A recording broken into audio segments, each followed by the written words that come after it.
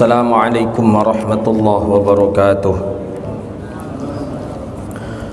Alhamdulillahilladzi an'amana bi ni'matil iman wal islam. Wassalatu wassalamu ala asyrafil anam nabiyyina wa habibina wa syafi'ina wa qurrati a'yunina wa maulana Muhammadin sallallahu alaihi wasallam. Subhanaka la ilma lana illa ma 'allamtana innaka antal alimul hakim. Rabbi yassir wa la tu'assir ya rabbi tammim bi khair. Allahumma salli ala sayyidina Muhammadin al-fatih lima ughliqa wal khatim lima sabaqa nasiril haqqi bil haqqi wal hadi ila siratikal mustaqim sallallahu alaihi wa ala alihi wa sahbihi haqqa qadrihi wa miqdarihi al-azim. Qala al-musannif rahimahullahu ta'ala wa nafa'ana bihi wa bi'ulumihi wa bi'ulumi masyayikhina fid dharain amin. Qal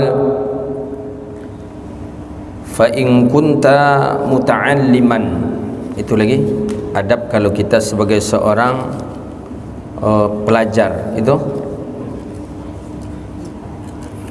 Fa adabul muta'allim ma'al 'alim ay yabda'u bitahiyyati wassalam. Bahwa qala, jika engkau sebagai seorang pelajar ma'al alim, bersama orang alim, ada adab engkau kepada guru engkau, kepada orang alim. Orang alim, orang yang mengajarkan kita akan ilmu. Apa adabnya? Ada 13. Pertama, ayyabda'uhu bitahiyyati wassalam, bahwa memulai ia seseorang dengan penghormatan dan salam. Jadi ketika kita nak datang ke rumah syekh tadi, Assalamualaikum syekh, Assalamualaikum ustaz, kayak saya nanti insyaAllah kalau boleh ada waktu, boleh kami nak berkunjung ke rumah ustaz. Ini penting ini. Talabat ta'zin fid dukhul, minta izin. Yang kedua, wa ayyaqilla baina yadayhil kalam, bahwa mensedikitkan di hadapannya syekh untuk berbicara, walaupun pembicaraan mubah. Sedikitkan berbicara, banyak diam depan syekh, depan mursyid, depan guru, banyak diam, jangan banyak cakap. Ini kadang ada orang ni disengaja banyak cakap supaya gurunya tahu kalau ini tu memang agak peceloteh gitu. Ada sebagian orang. Jadi adabnya menurut Imam Ghazali, bagusnya depan guru tu banyak diam gitu. Banyak diam. Biarlah guru saja yang bercakap, kita diam saja. Biarlah syekh saja yang berbicara, kita diam saja. Yang ketiga, alla yatakallam ma lam yas'aluhul ustadhu. Yang ketiga, bahwa dia tidak berbicara sesuatu yang tidak ditanya oleh gurunya. Syekh tak ada bertanya kepada kita, tak usah kita menjawab. Segala sesuatu yang ditanyakan saja yang kita jawab. Tapi kalau tak ditanya, tak usah jawab, diam saja kita. Ini ada kadang teman kita, bukan dia yang ditanya tapi dia selalu menjawab. Akhirnya Syekh marah. Saya pernah itu depan waktu dengan Syekh Nurdin ini. Saya bukan tanya awak, katanya. Saya bukan tanya antum, katanya. Saya tanya teman yang di samping anda, katanya. Jadi tak boleh kita menjawab kalau kita tidak ditanya. Yang keempat, alla yas'al syai'an ma lam yasta'dzin. Tidak menjawab, tidak bertanya selama tidak diizinkan. Maksudnya bahawa pertama kali hendaklah kita minta izin kepada beliau. Ustaz, syekh, boleh bertanya? Macam tu adab kalau kita berguru gitu. Tuan guru, syekh, ustaz, boleh bertanya? Gitu. Itu yang paling afdal. Sebagaimana para sahabat mengamalkan itu kepada Rasulullah sallallahu alaihi wasallam. Jadi jangan langsung saja, kita belum lagi diizinkan langsung bercakap gitu. Jangan, minta izin terlebih dahulu. Yang kelima, alla yaqul fi ma'aradatil qawlihi li ustaz fulan khilaf ma qulta. Ini sudah kita baca kemarin ni. Sampai mana kita baca kemarin?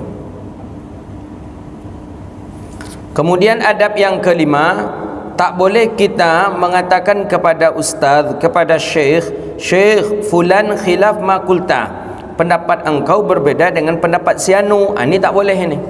Kita umpamanya berguru dengan seorang ustaz, umpama syekh, kita berguru pula dengan syekh ini. Kemudian kata kita kepada syekh ni, "Syekh, mohon maaf, ucapan pendapat engkau ni tidak sesuai dengan pendapat syekh itu." Seolah-olah kita membandingkan antara dua syekh ini. Itu kurang adab kita dalam menuntut ilmu. Jangan melakukan itu dalam menuntut ilmu. Yang keenam, alla yashiru alaihi ustadz bi khilafi ra'yih ay bi mukhalafi qawli ustadzih fayara yadhunnu al-muta'allim annahu a'lamu bis-shawab min ustadzihi. Jangan sampai seorang murid, kita seorang murid memberi isyarah kepada guru bahawa kita berbeda pendapat dengan guru dan kita meyakinkan pendapat kita yang benar. Jangan. Umpamanya masalah sedikit saja, umpama kita contohkan masalah daripada masalah menyentuh Quran dengan tanpa pakai wuduk. Menurut syekh umpamanya tidak boleh, kalau tidak ada wuduk hukumnya haram. Menurut kita boleh, kita kedepankan dalil-dalilnya. Ini dalil hadis, ini dalil ayat, boleh. Jadi kita menguatkan pendapat kita ini. Jadi kata kita, pendapat saya ini pendapat kuat syekh, saya berdasarkan hadis, berdasarkan ayat. Kita paksakan keinginan kita kepada syekh, itu yang tidak dibolehkan dalam tata cara adab dalam belajar. Yang ketujuh, la yas'al jalisi fi majlisihi.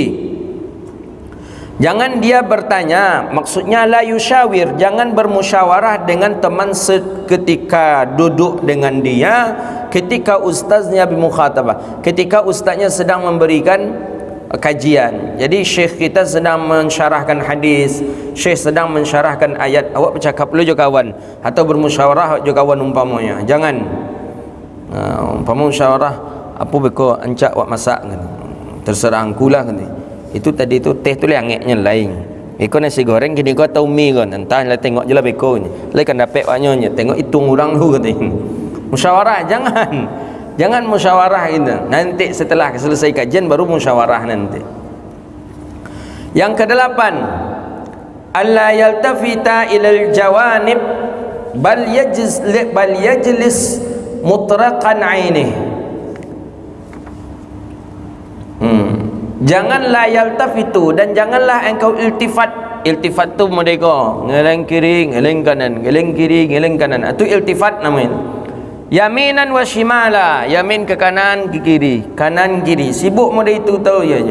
Fi hadratihi, di hadapan ustaznya, di hadapan syekh. Syekh di muka awak mereka taruh. Mereka itu taruh. Jangan. Bahkan yajlis, hendaklah dia duduk dalam keadaan menundukkan kepalanya. Jadi kalau duduk depan syekh tu, model itulah yang paling elok, paling ancak. Gitu ni. Kalau Syekh Nuruddin, jangankan iltifat. Antum tak lama, antum sekedar tabligh akbar aja belajar dengan Syekh Nuruddin. Kalau belajar kitab dengan beliau, jangankan iltifat kiri kanan, menengok jam saja itu sudah kena usir antum keluar. Itu adab. Saya rasakan adab belajar dengan beliau tinggi sekali, luar biasa. Jangan goyang-goyang kaki, jangan banyak memainkan pena. Ana pernah kena tegur dulu gara-gara mainkan pena. Ngantuk belajar habis asar waktu di Mesir. Belajar habis asar. Kita start subuh sudah ngaji dengan Syekh Ali Jum'ah sampai jam 9 di Masjid Azhar. Jam 9 masuk kuliah, pulang jam 3. Jam 3 naik bis pergi ke Haisabik, namanya Syekh Nuruddin di sana buat majlis pengajian di Haisabik. Habis jam 4 solat asar. Habis solat asar langsung ngaji 3 kitab. Itu AC hidup itu, ruangan ber-AC. Di luar cuaca panas, nampak cuaca panas macam tadi itulah, tapi tadi itu belum apa-apa lagi. Ya walaupun belum apa-apa, hitam juga di buik ni.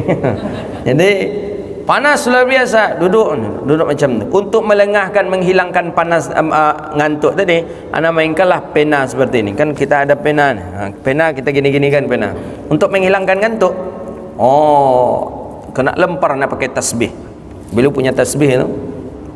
Nak nampak tasbih. Awak sedang lama-lama jika ikut ni tasbih tadi. Letak di bawah kata. Ana letak pena tu baik-baik. Itu dengan Syekh Nuruddin ngaji. Syekh Nuruddin ana akui adab beliau luar biasa. Syekh Nuruddin satu, Ustaz Sufyan Ali satu. Ada guru ana Sufyan Ali, itu kuat betul adabnya dalam mengaji. Jangan coba-coba letak kitab di bawah. Kena usir pulang ke rumah. Kena usir pulang kalau letak kitab di bawah. Syekh Nuruddin tadi nengok jam aja. Tu kena usir keluar itu. Tengok jam, umpama jam ada tergantung depan, mandang kita ke jam umpama. Tu dah selesailah tu. Awak kini kan tak ada kan, nak mandang jam, nak tengok jam, nak ngapu. Kadang awak lem berhenti ustaz tu. Ustaz, alah dah betul masuk ni. Adab tak ada belajar. Dia belajar dia je ustaz, tapi adab tak ada. Ustaz, waktu dah masuk dah. Lah berhenti lah kan ni. Azan lagi kata. Tak mau dia masuk waktu lebih waktu sedikit pun tak mau. Ana terasa betul ngaji dengan Syekh Nurdin seperti itulah dia. Jadi bal akan tetapi kata Imam Ghazali, duduklah dia dalam keadaan menunduk, dalam keadaan sakinah, dalam keadaan tenang, dan lagi mutaaddaban, lagi orang yang beradab. Ka'annahu fi salah, seolah-olah orang tadi berada di dalam solat. Ketika solat kan tak ada ngeleng kiri kanan kita. Ketika solat kan tak ada memandang kiri mandang kanan, kan tak ada dalam solat. Diam dalam solat. Seperti itulah paling bagusnya dalam menuntut ilmu. Ini adab-adab dalam menuntut ilmu. Kemudian yang ke-9, alla yakthura alaihi ay ustaz as-su'al indal malal. Dan jangan engkau banyak tanya kepada syekh, kepada guru ketika dia sedang gundah atau sedang banyak masalah nampaknya syekh tadi. Jangan banyak pula tanya oleh. Yang banyak masalahnya nampak, banyak masalah dari raut wajahnya, banyak masalah. Jangan banyak tanya. Justru banyak tanya nanti banyak pula jawabannya nanti. Jangan, tak usah banyak tanya. Tengok syekh tadi, ketikanya sakit gigi jangan banyak je tanya. Yang ke-10, idza qamal ustaz. Ni dalil. Yang ke-10, idza qama, apabila syekhnya berdiri, qamal muta'allim lahu, maka hendaklah murid pun berdiri untuknya. Ni Imam Ghazali yang mengatakan ini. Untuk apa? Ta'ziman lahu, memuliakannya, memuliakan guru tadi. Memuliakan guru bukan berarti memuliakan jasadnya, enggak, tapi memuliakan isi kepala dan isi dadanya. Maka ketika guru datang, ulama datang, kita dianjurkan berdiri. Syekh datang, berdiri kita. Itu dianjurkan begitu. Karena ta'ziman lahu, memuliakannya. Para sahabat begitu mengamalkan. Ketika Nabi lewat, sahabat pun berdiri karena memuliakan Rasulullah sallallahu alaihi wasallam. Ini Imam Ghazali mengajarkan. Adab yang ke-10, idza qamal ustaz, apabila berdiri ustaz, apabila berdiri syekh, maka berdirilah murid. Ta'ziman lahu, memuliakannya. Dan kata Imam Nawawi, wala ya'khudh bi thawbihi idza qama, dan janganlah engkau pegang pakaiannya ketika dia berdiri. Maksudnya jangan dipegang pundaknya. Ini kan ada loh sebagian kawan, sebagian kita ada kadang syekh tadi kot kita anggap sebagai kawan biasa, pegang bahunya. Kadang wak gekon pulanya, kadang begini. Hilang wibawa dia di depan murid-muridnya. Jangan. Tak boleh. Apalagi kalau dia seorang ulama besar, banyak pengikutnya, ramai santrinya. Walaupun kawan SD dengan kita, itu buruk pandangannya tu. Dulu yo SD dengan kita, tapi kini kalau jadi kiai besar dia, janganlah macam itu. Aku kadang peganglah telingonya ke muka muridnya. Dan itu amba tengok orang kita Sumatera itu, imbau namo kadang bagai. Padahal dia memang satu tetangga dengan kita dulu, tapi sekarang dia dah banyak pengikutnya, dah ramai ya. Macam Ustaz Somad itulah umpamanya. Ada orang yang seapa dengan beliau, teman-teman SD dengan beliau. Mungkin tak layak nak panggil, "Mat, manang lah Mat." Ya, mungkin tak kira-kira tu. Tapi masih ada juga orang yang macam itu depan saya itu. Ya, agak janggal lah gitu. Orang jadi panutan masyarakat banyak, masa dipanggil namanya. Setidaknya hargailah dia di depan orang ramai, di depan orang banyak gitu. Mertua saya tak pernah panggil nama saya. Saking apa ya? Tak pernah. Seumur-umur tak pernah saya mendengar mertua saya manggil nama saya, tak pernah. Padahal apa salahnya? Mertua kita kan orang tua kita. Apa salahnya dia panggil Henry katanya? Tak pernah. Tak pernah. Seumur-umur tak pernah saya dengar mertua saya panggil nama saya, tak pernah. Ayah si Anu, ayah si Anu di rumah. Lahir anak Nafil namanya. Abi Nafil di rumah. Jasa apa Abi Nafil? Kadang ada tamu manggil saya Abi Nafil, itu ada tamu Tuhan. Tak pernah memanggil nama saya. Begitu. Itu ta'ziman juga itu. Walaupun apa salahnya beliau memanggil nama kita juga, tak ada masalahnya, kita anaknya kok. Tapi tempatkan sesuatu itu pada tempatnya. Jadi umpamanya kita pun seperti itu nanti. Kalau punya kita anak yang saleh, mudah-mudahan Allah karuniakan anak yang saleh. Jadi ulama anak kita, jadi ustaz anak kita umpamanya. Depan kelayak ramai, depan jemaahnya umpamanya, jangan panggil nama dia ustaz, bilang gitu. Itu tanda kita menghormati anak kita sebagaimana orang lain pun menghormati anak kita. Tapi orang tuanya tengok dulu, kalau orang tua lain apa, mengerti. Kalau indak, sekolah luyuangnya dari tadi dia membuang lainnya. Mak, sodomu. Ini ada kejadian. Ada seorang buya di daerah kita Sumatera Barat. Santrinya ratusan santrinya, punya pesantren lagi, buya, kiai. Ibunya masih hidup ketika itu. Jadi tidak usahlah saya sebut siapa nama kiai tadi. Termasuk guru saya. Ya Allah, depan saya. Si anu, sikol lalunya. Tadi dia membuang lainnya, buya godang. Digitukan oleh orang tuanya. Ya tidak ada masalahnya sebenarnya, cuman depan orang ramai itu yang tidak dibolehkan. Itu adab itu perlu kita jaga adab yang seperti itu. Jadi berdiri untuk seorang syekh itu dianjurkan menurut Imam Ghazali, termasuk adab. Berdirinya dia berdiri kita li ajlihi ta'ziman lahu. Masih ingat kita dengan kajian kitab Ta'limut Ta'lim, ada seorang ulama besar di negeri itu, kalau tak salah di Iraq itu. Di Iraq ada seorang ulama besar, Qadil Qudat di Iraq. Dia sedang mengajar kepada murid-muridnya. Murid ramai, murid mengaji kepada beliau. Dan ketika mengaji itu, beliau berdiri. Setelah beliau berdiri, duduk. Nak lama duduk, berdiri lagi. Nak lama berdiri, duduk lagi. Jadi macam manalah syekh kata murid-murid. Setelah selesai belajar, ada murid datang kepada beliau, murid yang dekat dengan beliau. Syekh, saya perhatikan engkau tadi duduk, berdiri, duduk, berdiri, duduk, berdiri. Ada masalah apa? Ada apa syekh? Kata murid kepada syekh. Kata syekh ini ulama besar nih, syekh ini di daerah Baghdad kalau tak salah. Dalam kitab Ta'limut Ta'lim. Kata syekh ini, aku berdiri tadi itu karena anak guruku bermain-main di dekat majlisku. Jadi sedang pengajian pada itu, tiba anak guru beliau yang mendekat ke pengajian, maka aku berdiri. Dan ketika dia mulai pergi, aku duduk kembali. Kemudian dia mendekat lagi, aku berdiri. Ta'ziman, memuliakan anak guru itu sama dengan memuliakan guru. Begitu cara dalam beradab dalam kitab Ta'limut Ta'lim. Kitab Ta'limut Ta'lim itu bagus juga itu untuk kita baca. Terjemahannya ada itu. Tapi hati-hati baca terjemahan, hati-hati. Jangan nanti wahaboy menterjemahkan.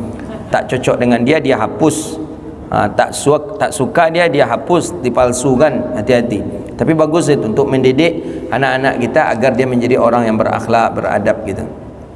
Jadi berdiri untuk orang alim itu dibolehkan oleh Imam Al-Ghazali rahimahullahu ta'ala, karena itu bagian daripada adab. Jadi datang syekh umpamanya dari Mesir, datang syekh dari Sudan, atau datang tamu-tamu kita umpamanya, berdiri kita. Ini yang hari Sabtu ni, besok itu alim itu, Maulana Ali Mahfuzi itu. Beliau punya kitab, punya tulisan apa karangan beliau tentang sunnah kalau tak salah saya. Sunnah dan adab Rasulullah, itu karangan beliau itu. Ada satu lagi juga, itu beliau alim. Kalau ada waktu datanglah ke An-Nur, habis asar lanjut, habis maghrib lanjut, habis isya. Kalau tak salah saya beliau ni jadualnya yang isanya. Kemudian ada i'tikaf juga. Kemudian subuh dilanjutkan kajian Muwatta itu. Ramai besok itu pengajian majlis kita di An-Nur insya-Allah. Beliau alim itu, rajulun alim. Jamaah tabligh itu bukan orang-orang jahil isinya, orang-orang alim banyak di dalamnya. Yang hafal Quran, yang hafal ratusan hadis, yang hafal ribuan hadis, banyak di jamaah tabligh itu. Jadi kalau ada orang mengatakan jamaah tabligh itu kelompoknya orang-orang awam, bukan, salah. Enggak seperti itu. Jamaah tabligh di dalamnya ada orang alim, ada orang abid, ahli ibadah juga. Wali banyak dari kalangan mereka juga. Kemudian yang ke-11, alla yattabi'ahu 'inda al-qiyam fi majlis bi kalamihi wa su'alihi. Dan jangan mengikuti Ini memang adab ni yang sering kita langgar ini. Kami di Masyaikh di Mesir, di Sudan pun sering kami langgar ini. Adab yang ke-11 ini. La yatami'ahu, tidak mengikuti syekh sambil berdiri, berjalan dengan berbicara dan bertanya. Awak umumnya bertanya ke syekh tadi, sukunya ketikanya sambil berjalan ke otohnya. Padahal itu tidak elok menurut Imam Ghazali. Kurang adab kita. Yang kami di Mesir di Sudan seperti itu juga kami praktekkan. Syekh berdiri, beliau pergi ke mobil beliau, tu di apa namanya itu, diikuti oleh ramai murid, bertanya tu murid tadi sambil bertanya. Itu tak bagus itu. Saya masih ingat ada orang Mesir bertanya ke Syekh Jum'ah. Jadi ketika itu ngaji Mughni Muhtaj. Dalam mazhab kita Syafi'i kan zakat fitrah tak boleh pakai uang. Tak boleh, tak sah. Dalam mazhab Syafi'i zakat fitrah tak boleh pakai uang. Zakat fitrah mesti harus pakai qut. Qut itu makanan pokok negeri itu. Ngaji ketika itu kitab Mughni Muhtaj. Anda mesti ingat ketika itu. Mughni Muhtaj Imam Khatib Syirbini dengan Syarih Jum'ah. Kata Syarih Jum'ah pas pula bab zakat ketika itu. Tidak boleh dan tidak sah bagi seseorang mengeluarkan zakat dengan memakai qimat. Qimat ni uang seharga dengan zakat dengan qut makanan pokok, tapi yang dikeluarkan uang tak boleh.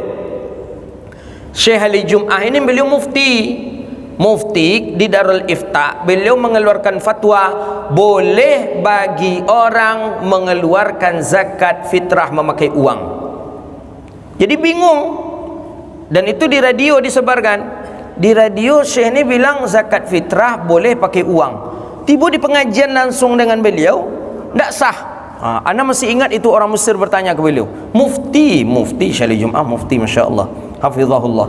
Syekh, kata orang Mesir tadi sambil berjalan itu, Syekh, saya ni tak faham tengok engkau ni. Kaget kami. Ada apa? Kata orang-orang. Kata Syekh, ada apa?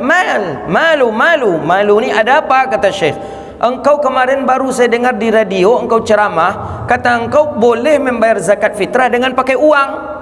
Tapi saya baru tadi mendengar engkau bilang tak sah zakat fitrah pakai uang. Ini bagaimana ini? Apa yang akan kita ambil? Yang mana yang akan saya ambil ini? Kata orang ini kepada Syekh. Jawaban Syekh Jum'ah saya masih ingat. Ya bunai, kata Syekh. Anak, kata Syekh di Jum'ah. Kata beliau, aku di radio tu, aku menyampaikan di televisi itu, aku sebagai mufti. Kalau mufti itu mengeluarkan fatwa dengan melihat maslahah ammah, mana yang menurut umum lebih baik, itu yang akan difatwakan, tidak kepada mazhab.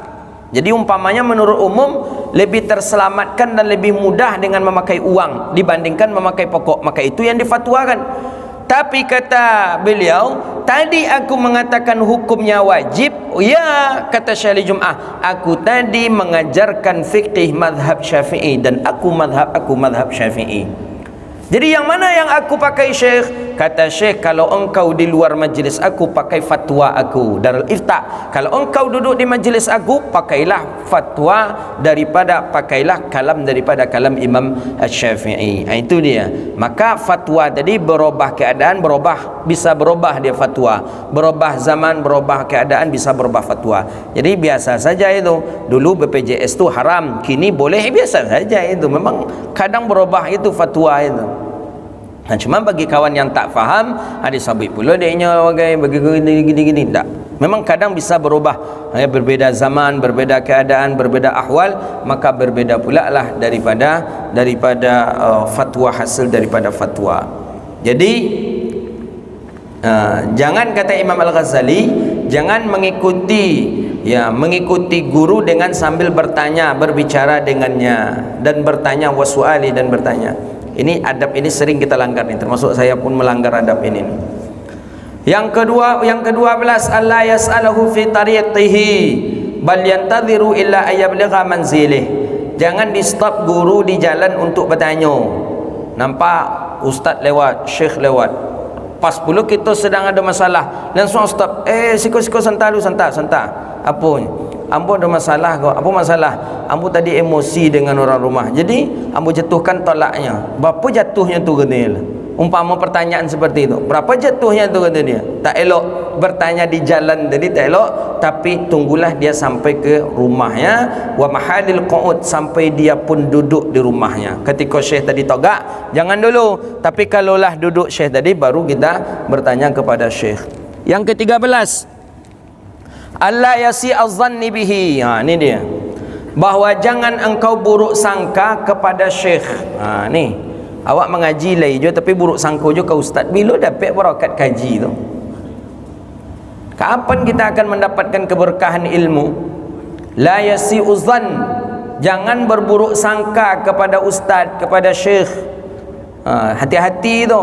Fi af'ali zahiriha munkarat, pada perbuatan yang zahir, dan yang zahir itu nampak oleh kita, tidak elok nampak oleh kita. Jangan cepat-cepat berburuk sangka. Nampak dewa umpamanya syekh tadi minum togak pakai tangan kiri, langsung aja gitu, ustaz tu mandak dan main quick lah. Apa tu? Ustaz tu ndak sunnah lah. Apa tu? Minum pakai tangan kiri. Jangan cepat buruk sangka. Tabayun dulu. Bisa jadi ustaz tadi tangan kanannya sakit, atau tangan kanannya kram, atau tangan kanan. Harus kita tabayun dulu. Jangan cepat-cepat buruk sangka. Itu adab-adab dalam mengaji itu. Imam Al-Ghazali mengajarkan kepada kita, jangan cepat buruk sangka apabila kita melihat perangai syekh kita itu sesuatu yang menyalahi. Jangan cepat-cepat buruk sangka. Mesti tabayun dulu. Apalagi ni mendengar pula ni, ini tak betul ni, ini si anu ni, si anu ni sini. Ikut pula awak, oh dia itu ustaz tu rupanya. Yo lah, awak pun nak mengaji aja nya. Kasihan kita orang-orang yang dia mengaji tapi buruk adab, buruk sangka kepada guru-gurunya. Fahuwa a'lamu bi asrarihi, karena bahawa sesungguhnya dia yang lebih mengetahui daripada rahasianya. Waliyadzakaru 'inda dzalika ay 'inda iradati lisa'idhan, ya, seperti perkataan Nabi Musa kepada Nabi Khidir kan, wasmuhul Balyan. Nabi Khidir itu namanya Balyan ibni Malkan Abul Abasi, yang ketika ketika dikatakan tentang kapalnya itu, akhartaha litughriqa ahlaha laqad ji'ta syai'an imra, dalam surah apa itu? Kalfai. Mukhtian fi inkari i'timadan ala zahiri. Dah habis. Wa in kana lakal walidan, berikutnya lagi, dan jika adalah engkau seorang, dan apabila bagi engkau ada dua ibu bapa, fal adabul walid ma'al walidain, maka adab seorang anak kepada ibu bapa ada pula.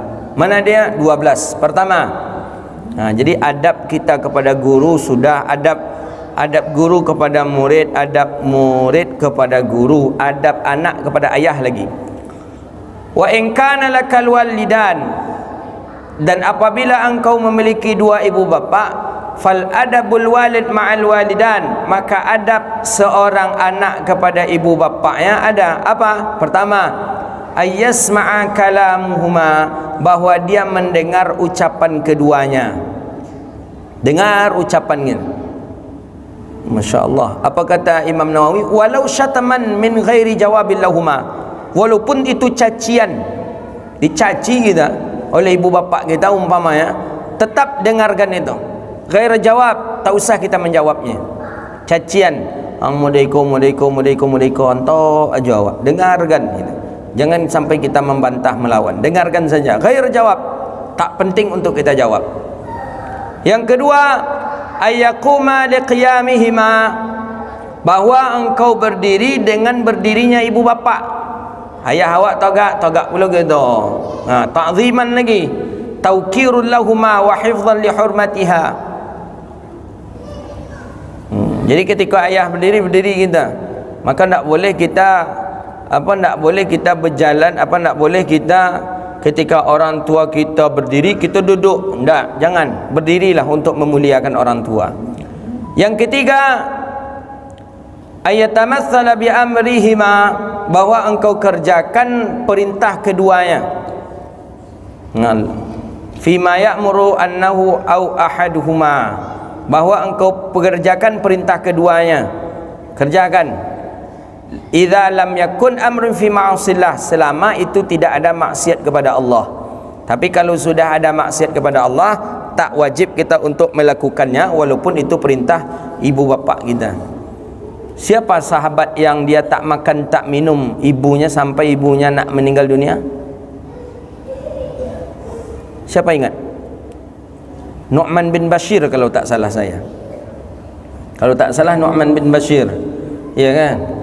Ketika dia disuruh oleh ibunya tinggalkan agama Muhammad nak. Tak, tinggalkan agama Muhammad, nak diam sampai ibunya tu 2 minggu tak makan. 2 minggu tak makan. Memang sudah akan mati lagi, yugharghar, akan meninggal dunia lagi, tetap kata, ya kalau tak salah Nu'man bin Bashir, kata Nu'man bin Bashir, bu, kalau ibu tak makan ibu akan sakit. Kalau ibu suruh aku untuk meninggalkan agama Muhammad, kalau Allah beri ibu 100 nyawa pun aku tidak akan meninggalkan agama Muhammad, bu. Maksudnya 100 nyawa, mati ibu, hidup ibu balik, mati ibu, hidup pula balik, mati ibu, hidup pula, tidak akan aku tinggalkan agama Muhammad, bu. Nampak Nu'man bin Bashir tadi tegas, akhirnya ibunya pun mengalah dan akhirnya makan. Itu dia. Jadi kalau sudah maksiat disuruh ibu bapa, jadi kerjakan lagi. Jangan, tak usah kita kerjakan karena sudah mengaitkan kita dengan dosa. Yang keempat, adab kepada ibu bapa. Allah yamshi amamahuma, bahwa kita jangan berjalan di depan keduanya. Tak boleh. Ibu bapa sedang duduk nonton TV, awak berjalan di mungkoinya, di hadapan ninya. Jangan. Ibu bapa sedang duduk baca Quran, kita berjalan di depan dia. Jangan. Tak boleh berjalan. Ta'ziman alaihima, memuliakan keduanya. Bal yamshi bi idzaihima au khalfahuma, akan tetapi kalau ingin berjalan, berjalanlah di belakang ibu bapa kita. Fa inna masya amamahuma, tapi kalau berjalan di depannya ibu itu sudah diperintahkannya, diridainya, maka tidak mengapa, karena kita khawatir ketika kita berjalan nanti hati ibu bapa tersinggung. Ini payah, Pak. Kalau hati orang tua kita tersinggung tu sama kita menyakiti hati wali Allah.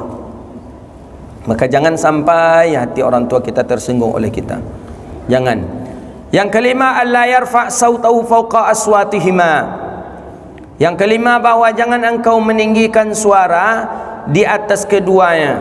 Tinggi pula suara awak lain, indahnya awak lah umpamanya. Hati-hati tu. Nak je si anu tu je lah nak. Si anu tu nani yo nampak dia amaknya nak. Si anu tu lah orang kayo ancak pula nak. Ndak ada niyo je nyo nak apa mak? Jangan. Jawab aja elok-elok. Ndak usah le mak. Dialah jonan lain aja mak. Kalau je orang kayo ko bekonya hitung-hitung awak deh mak, nyatur-atur awak deh mak. Santai pula menjawab. Gitu. Kadang orang tua ni lah aduh lo nyecarian untuk awak. Cuma awak nak ketuju carian orang tua tu.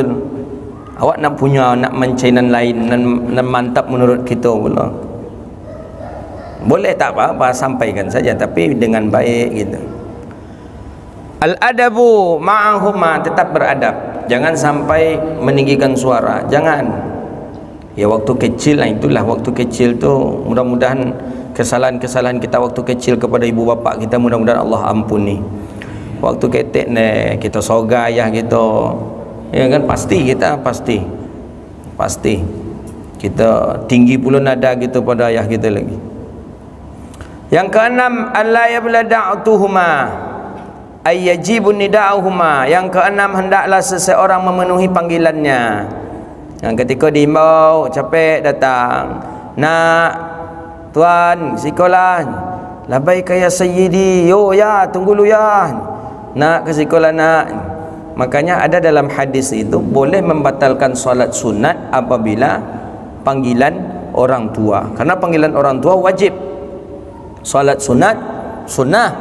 Jadi kalau awak sedang solat sunat umpamanya nyimbau awak dan mak awak dari belakang, nak sianu sikolonya, batalkan aja lah. Lebih besar pahalanya memenuhi panggilan ibu bapa kita dibandingkan dengan solat sunat. Itu ada hadis, ada qaul ulama yang menjelaskan tentang itu. Tapi dia awak malas solat because sabing ka mak beko imbau dan pulang yo nyawak kan awak sedang sembahyang tarawih. Tarawih kan sunnah tu kan. Solat tarawih kan sunnah itu. Jadi solat tarawih sunnah. Awak lah malas je pergi solat tarawih sampai ka mak awak kan. Ma nanti panggil ya Ma ya pas salat tarawih yo. Jadi ada je alasan waktu memenuhi panggilan orang tua meninggalkan salat tarawih. Kalau setan tu pandai mencari jalan ini.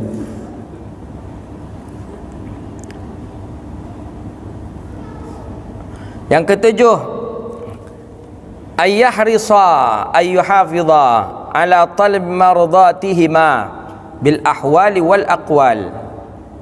Yang ketujuh, hendaklah dia selalu berusaha untuk mencari ridha ibu bapaknya.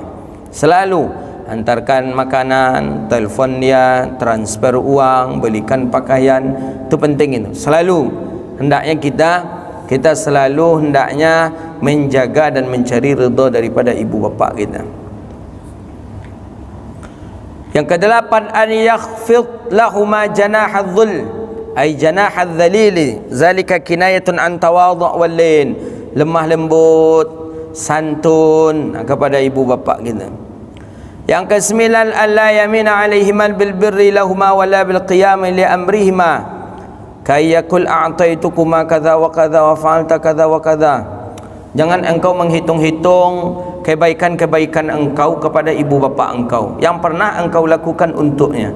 Amak rumah tu kan dan membelikan untuk amak, sawah tu kan dan yang bolehkan untuk amak, kebun tu dan yang bolehkan untuk amak. Anak amak yang sanu apa yang lah dibolehkan ke amak. Itu tak boleh sebenarnya kita menghitung-hitung itu. Kita 4 orang kakak beradik umpamanya, kita menghitung-hitung apa je kurang dan rasanya ke amak lah. Rumah amak dan bolikan, baju ancak amak dan bolikan, oto amak dan bolikan, sianu lah dia membelikan amak macam tu. Tak elok. Tidak elok mengucapkan itu kepada ibu bapa kita. Elok ditahan aja, tak usah kita menyampaikan itu. La yanziru ilaihima syadran syadh bi fathin shin sha sukun zai syadran ay ghadban. Jangan kita memandang kepada ibu bapa kita dengan pandangan marah. Jangan tiap sebut je mak wak bongi aja pandang tu. Kasih kolam mak tu lagi minta piti lah tu. Jangan ya Allah. Ada seperti itu sehingga tak betah ibu bapaknya di rumahnya. Kenapa? Bongi tarawih. Ada di antara kita ustaz kita juga bercerai jadi. Ketika orang tua ustaz tadi datang ke rumah tu, isteri ustaz tadi disimpannya di ustaz tadi sambal, disimpannya ya pada siap masak itu.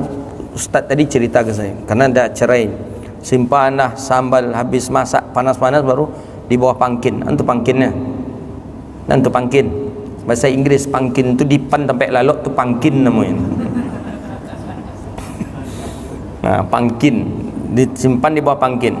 Jadi amak ustaz tadi menyapu amak ustaz tadi sampai ke bawah, tersapulah sambal yang baru masak tadi, tersapu sambal baru masak tadi. Jadi kecil ustaz tadi, kecil amak ustaz tadi ke ustaz tu, naknya apa dek muda itu bang Nabi niang nak katanya. Apa nama maknya? Itunya siap masak sambalnya, suruhan sambal ke situ, tak boleh amak minta. Sekali tu ustaz tu cerita kamu sekali, 2 kali, 3 kali yang berpelapih aja, tapi kamu 4 kali nak bisa. Cerai ni tak bisa, mungkin entah. Tapi parah pula bini tu kan suruhan pula sambal untuk amak yang untuk amak. Naudzubillah. Dia datang amaknya ke Pekanbaru, mak abang datang lah tu bang kata. Apa mak abang tu kata. Itu bini memang digekon aja encak ni.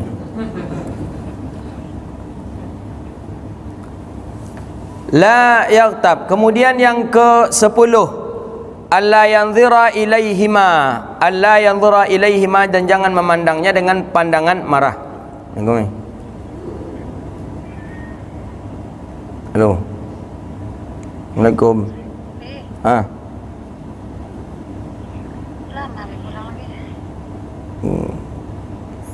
Halo, Mi. Kau masih kajian sebentar lagi. Saya risau saya, anak isteri tinggal di rumah tak ada orang. Saya terfikirnya tadi lampu mati, kalau enggak token habis, mungkin yang penting ngangkat tadi. Anak kecil-kecil. Kemudian la yarfa' sautuh, dan tidak mengangkat suara. Kemudian tidak Memandang dengan pandangan marah, jangan pandangan sinis, jangan, tak boleh. Pandanganlah dengan pandangan kasih sayang kepada ibu bapa kita.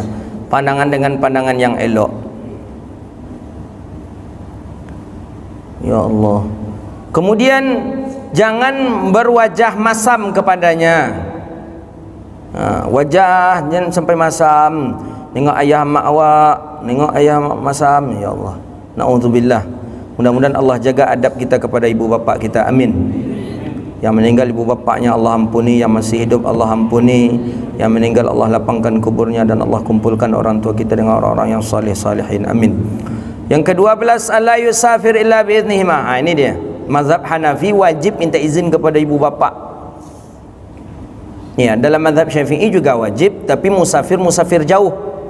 Jadi katanya di sini, kata Imam Ghazali, adab kepada orang tua lagi, alla yusafir, bahwa jangan ia melakukan musafir illa biiznihima, kecuali dengan izin ibu bapaknya. Apa umpamanya dalam mazhab Syafi'i itu cuman safar haji dengan safar jihad. Umpama kita nak pergi jihad, itu mesti izin ibu bapak. Atau musafir berangkat haji, itu mesti harus izin ibu bapak. Dalam mazhab Syafi'i pun diwajibkan, dalam mazhab Hanafi pun gitu. Kalau ibu bapa tidak mengizinkan, maka kita tak boleh berangkat haji. Kita paksakan juga berangkat haji. Haji tadi itu dinilai haji maksiat, bukan haji taat. Jadi ada teka-teki, saya ingat dari Syekh, apa perjalanan haji tapi dia maksiat katanya. Inilah dia, perjalanan orang yang berangkat haji yang tidak diizinkan ibu bapa. Pada perjalanan haji pasti perjalanan taat, takkan mungkin maksiat. Tapi bisa perjalanan itu berubah ke maksiat karena tidak diizinkan oleh ibu bapa. Minta izin, tetap minta izin. Kalau musafir jauh, izin. Haji, jihad, itu dalam mazhab Syafi'i. Tapi biasakan minta izin ke ibu bapa kalau safir jauh. Ya, umpamanya ke Jakarta, antum kemana, telefon orang tua antum. Bu, ya, mak, apa, saya nak berangkat ini ke luar kota, mohon izinkan ya. Ya nak, hati-hati dah, berangkat, bismillah. Bagus ini. Ziarah seperti Imam Nawawi Al-Bantani mengatakan, musafir jihad, musafir berangkat haji, musafir ziarah ke makam Nabi ke Madinah, ziarah kepada makam-makam aulia. Ini kita akan ziarah makam-makam wali, itu mesti minta izin ibu bapa lebih elok. Kalau tidak diizinkan, yahrum, maka haram bagi seseorang untuk musafir idza lam ya'zan, apabila tidak diizinkan oleh ibu bapaknya. Tak diizinkan. Kalau tidak ada ibu bapa, bagaimana? Ke siapa kita minta izin? Maka kepada orang yang lebih akrab kepada kita. Mana yang lebih dokek kepada awak? Kayaknya lah minta izin. Kalau ibu bapa tak ada.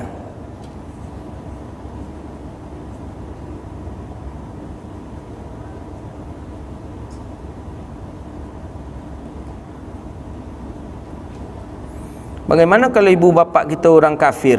Na'udzubillah. Ayah mak non muslim, apa wajib juga kita minta izin kepada yang kita berangkat haji? Kita berangkat jihad.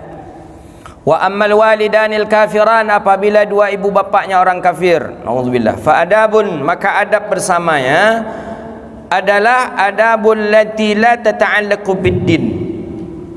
Adab kita dengan dia, adab sesuatu yang tidak berkaitan dengan agama.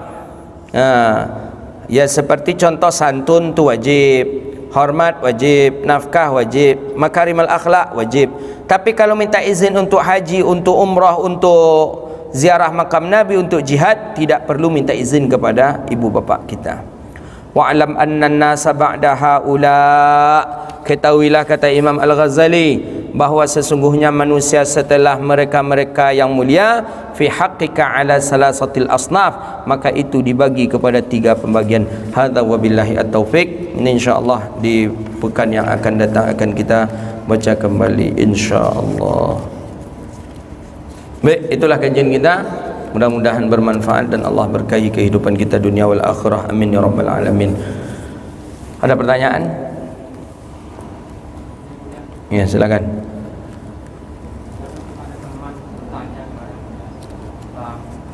Teman ini istrinya mau melahirkan, sudah lewat 2 minggu, posisi anaknya ini hitam, prediksi dokter pada terjadi operasi. Hmm. Cuman mertua teman saya ini, ibu dari istrinya ini minta supaya saat ini supaya bisa normal.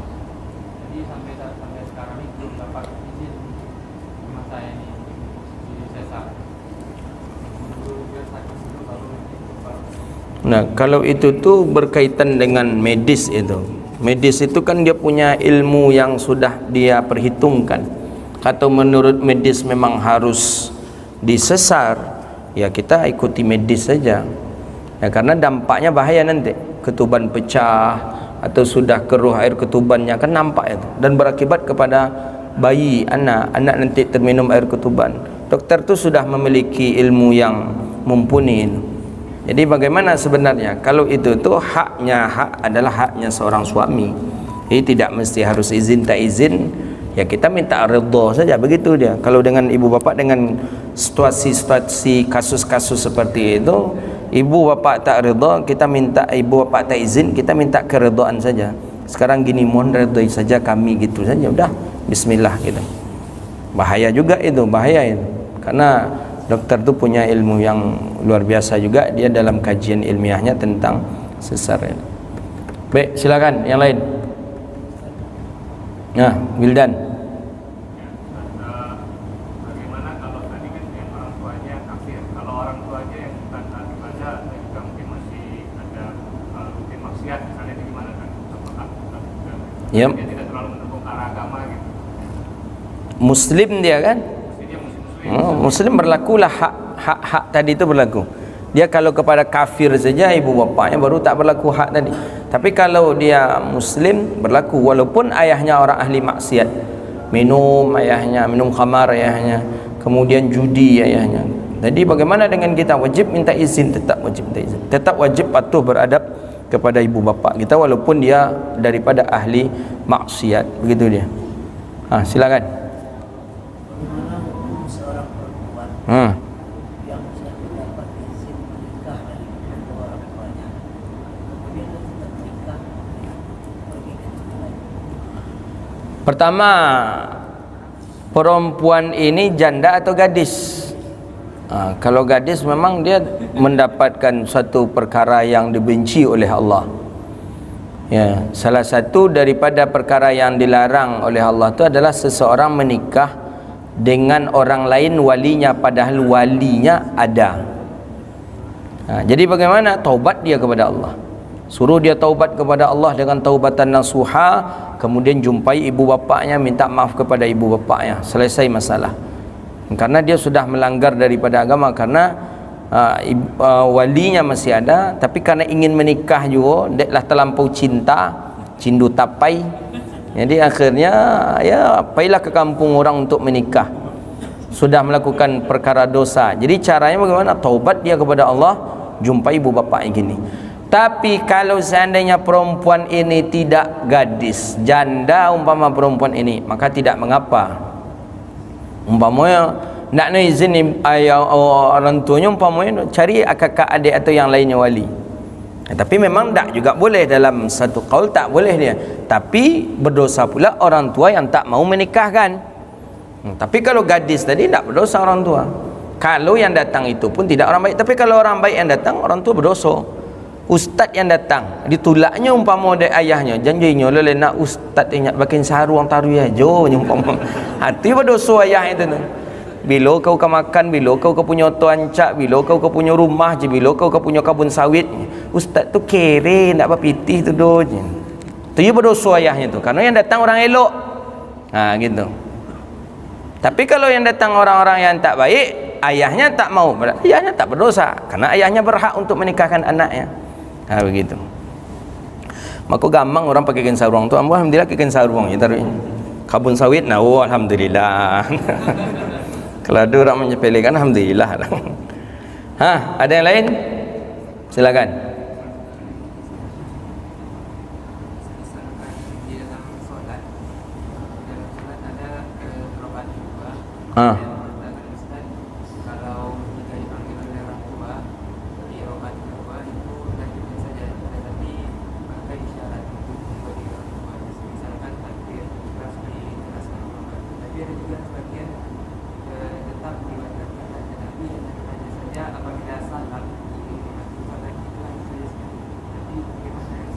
Salat sunat kan, salat sunat banyak khilafiyah ulama. Kesemuanya pendapat ente sebutkan tadi itu ada semua. Ada yang mengatakan lanjutkan saja salat, tak boleh lagi memenuhi panggilan orang tua karena sudah takbiratul ihram.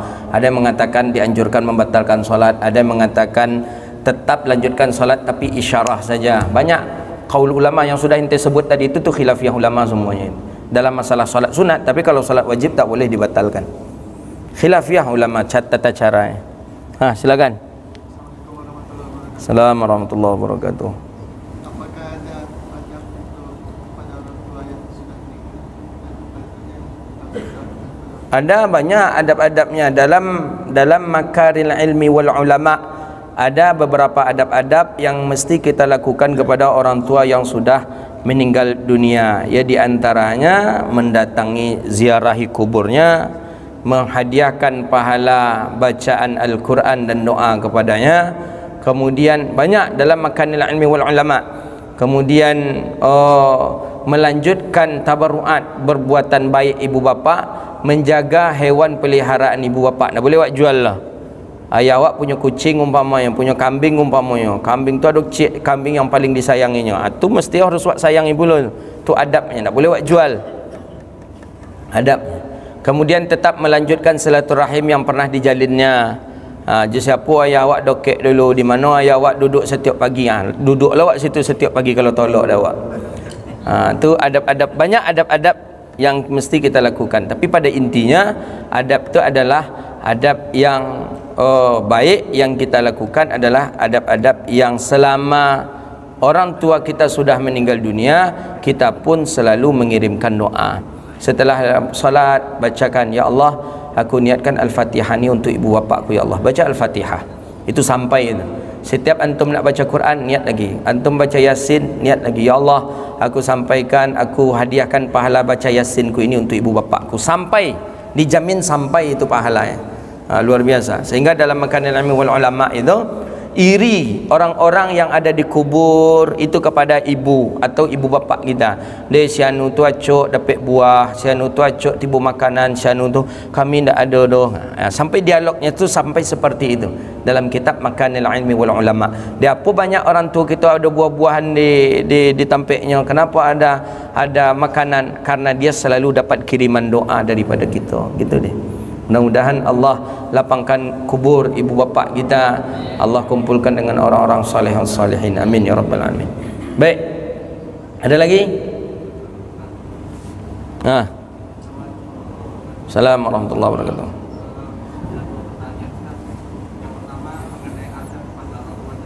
Ya.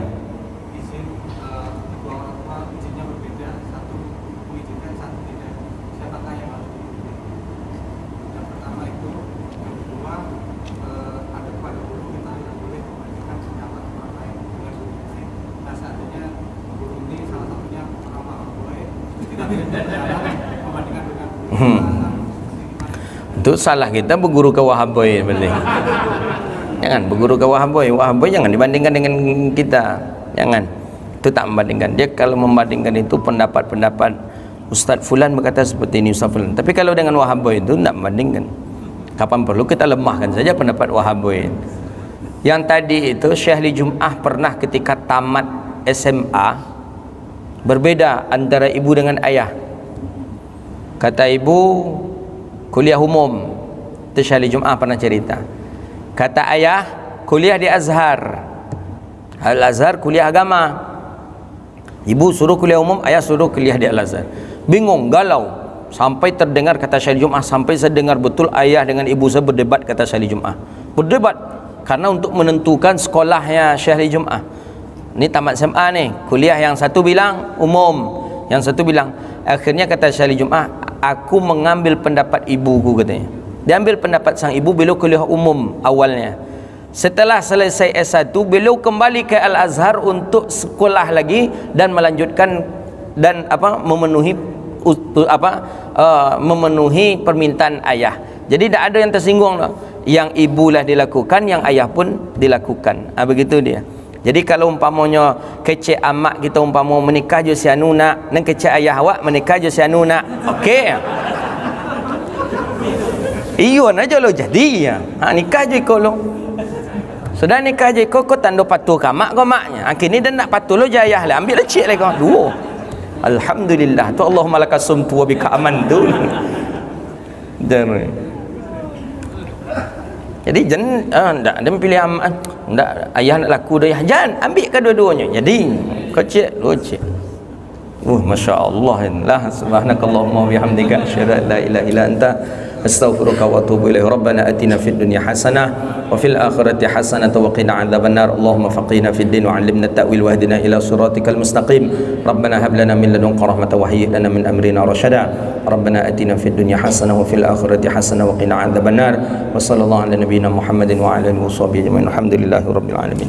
Sallallahu rabbuna ala nuril mubin Ahmad al-Mustafa mursalin. Sallallahu rabbuna ala nuril mubin Ahmad al-Mustafa sayyidil mursalin. Sallallahu rabbuna ala nuril mubin Ahmad al-Mustafa sayyidil mursalin wa ala alihi wa sahbihi ajma'in wa ala alihi wa sahbihi ajma'in. Alhamdulillah. Assalamualaikum warahmatullahi wabarakatuh.